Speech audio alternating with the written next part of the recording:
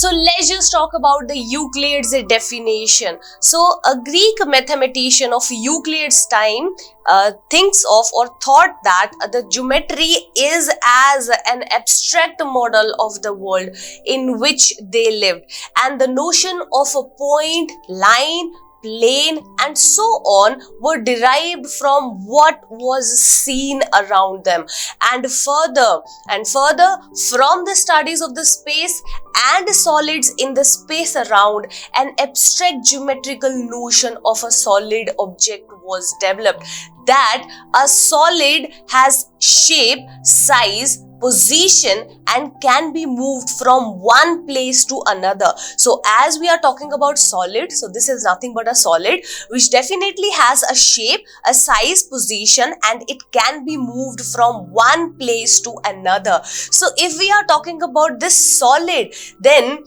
Euclid's definition in Euclid's definition, if we are talking about this particular solid, so the boundaries of these solid, let us suppose if I'm talking about the boundaries of these solid, these are actually called as nothing but surface. So what is the meaning of surface? Surfaces are nothing but the boundaries of the solid and they separate one part of the space from another and they have no thickness at all. So as you can see over here, as if we are talking about this solid, so from solid, if we are talking about the surface is nothing but the boundaries of the solid and they definitely separate one part of the space from the another and they have no thickness at all. So further, if we are talking about the boundaries of the surface, so the boundaries of the surface, if we are talking about these boundaries of the surface are actually nothing but the lines or we can say that these are nothing but the curves, the straight lines or the curves. And further, if we are talking from the line or the curves, then we are talking about nothing but points. So actually in all these things, what we are saying, we are taking the solids first, then we are converting them into surfaces, then we are taking surfaces towards the line and further we are at the end coming to the point. So it is actually a 3-step procedure in which we are going from solids till point. From solids we are talking about the surfaces and then we have taken the lines and then we have taken the points. So in each and every step we are actually losing one extension which is definitely called as nothing but dimension. We are losing one dimension in each and every step. So as you can see, if we are talking about this solid, so this solid is definitely nothing but a 3D solid. So this is nothing but 3-dimensional. So a solid is 3-dimensional. A solid is 3-dimensional. So let us suppose if I'll write it over here that a solid is 3-dimensional. A solid is 3-dimensional. As you can see, a solid is nothing but is 3-dimensional. A solid is 3-dimensional. Further, if we are talking about the surface, so a surface is 2-dimensional. A surface is 2-dimensional. So as you can see, this is nothing but 2-dimensional. It is nothing but 2-dimensional. And further, if we are talking about the boundaries of the surface, they are nothing but the straight lines of the curves and the line. A line is 1-dimensional. A line is 1-dimensional. So as we are moving from a solid toward the point, we are losing 1 dimension in each and every step. From solid to surface, we are losing 1 dimension.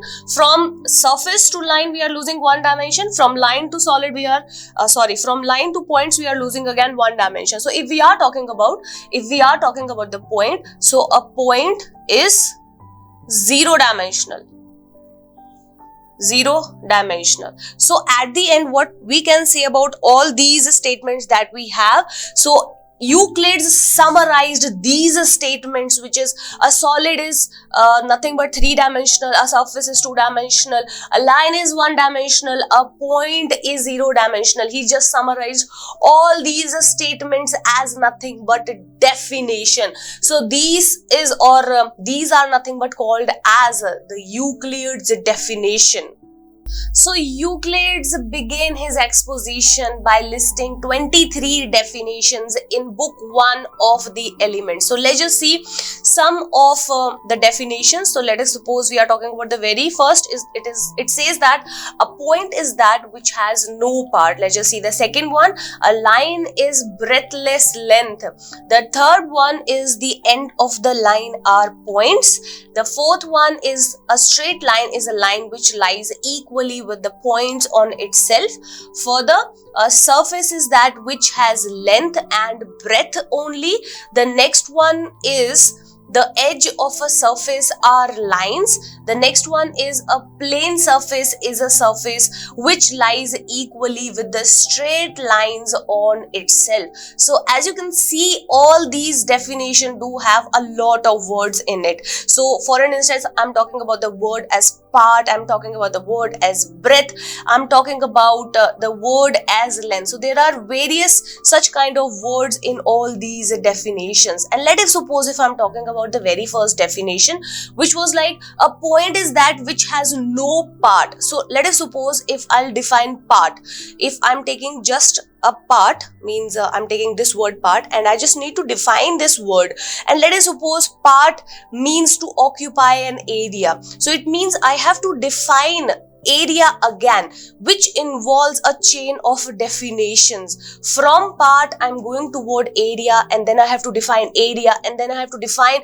the further things which are related with area. So it means I just need to give a chain of definitions in order to define this particular definition. So the mathematicians actually they thought that it is beneficial that rather than giving such a chain of definitions, they agreed to take these kind of words or such or some of the kind of the words as undefined terms.